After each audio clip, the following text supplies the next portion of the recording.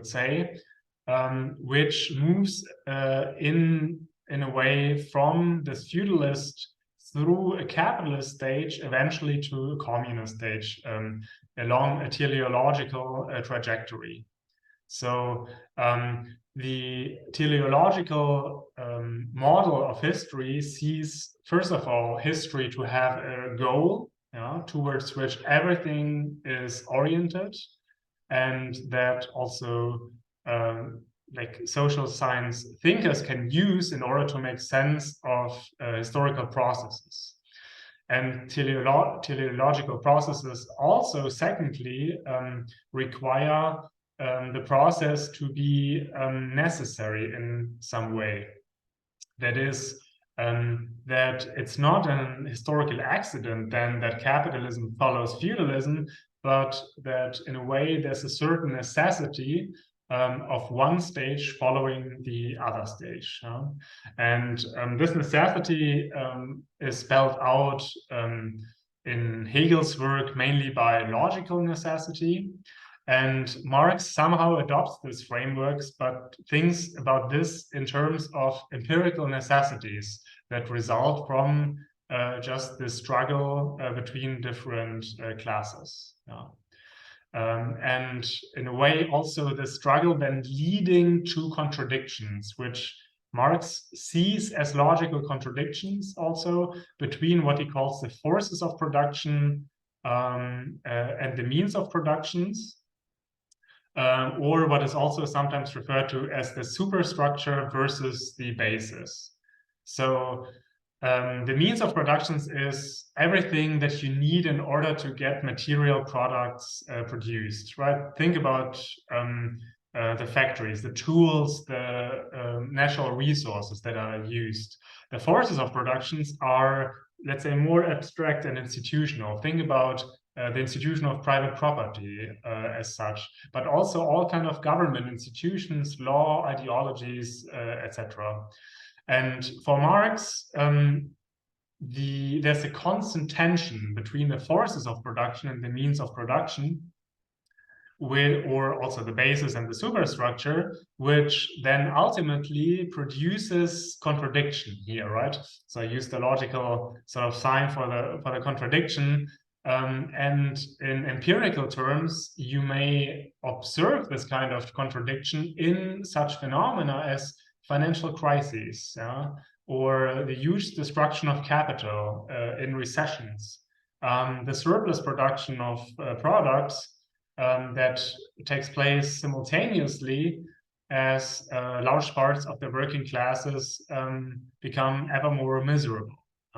And these kind of contradictions, it is that then, sociologists for Karl Marx should observe. So this is the kind of object matter of empirically working sociologists that reveal these forces of production contradictions with the means of productions, or just superstructure and basis get into a contradiction. They may get into a contradiction, just logically speaking, right? Because working classes want, they basically want they want higher wages. They want the full share of the products and the wealth that they produce. This is negated by the superstructure, private property, and dominant ideology of liberal economists who say that the products of laborers' work is basically not theirs. So it is, they basically propose non-A. You see laboring classes, the labor movement proposing A, higher wages, full share in production. The forces of production, or the superstructure, says, no, it's non-A, this is nothing of yours.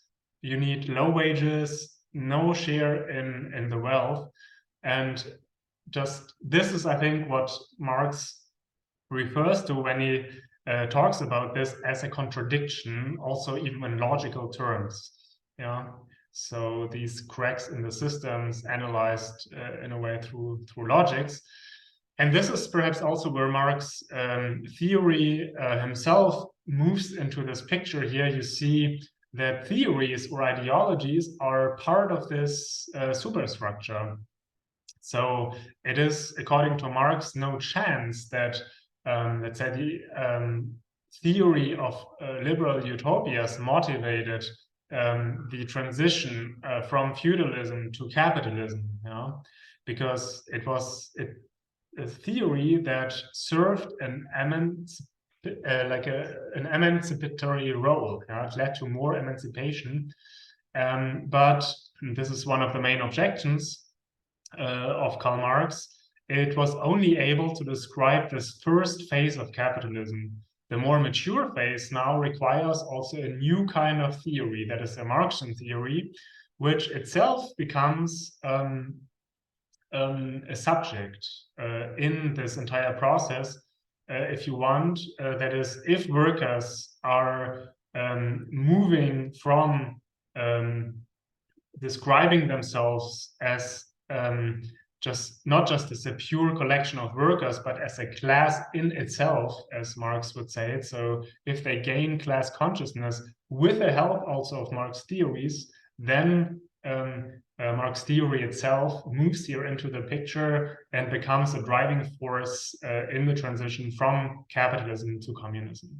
So this is in very broad strokes, admittedly, the main take that I wanted to give you of historical materialism, as you might already know it, right? At least these upper parts here, but on the basis of a micro foundation, like a model of action that serves as the basis for, I think, much of Marx's analysis. Okay, let us briefly conclude with looking at the different, let's say, boxes that this theory then checks in our little landscape of theories. It is a little bit difficult to fill out some of these boxes just because Marx's theory is in many instances open to different interpretation. And we start with the epistemology, where you probably have two options in Marx's writings, because either you highlight the more Hegelian dialectics, which leaves Marx with, in a way, a constructivist kind of epistemology, or you interpret Marx more along its or his British empiricist lines, where Marx probably is a strong supporter of also a natural science kind of objectivist epistemology. When it comes to explanations, there's a similar uncertainty involved here. I cite here Cohen's work for someone who thinks that Marx has a kind of functional explanation built into his system. When he says sentences of the kind that the capitalist system requires an emergence of the working classes that leads also to a class consciousness and a revolution, then this is a kind of functional explanation.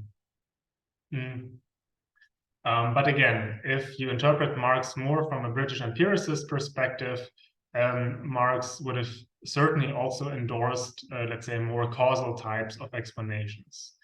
What is probably true is that Marx is a methodological monist, so he thinks about the social world as being very similar as the natural world, and methodologically speaking, the same kind of methods should be used. The main explanandum for Marx is probably solving the puzzles and contradictions in capitalism, explaining where capitalism comes from, but also revealing like the underlying patterns of capitalism. The main explanandum that he offers is class struggle. In a way, from a more structural reading, contradiction between the forces of production and the means of production. From a more actor-based interpretation, it is the struggle between two kinds at least of collective actors, the laboring classes versus the capitalist class. Marx has a lot of fascination for the natural sciences, and in that view, his theory can be read as a positivist theory that considers itself as non-normative.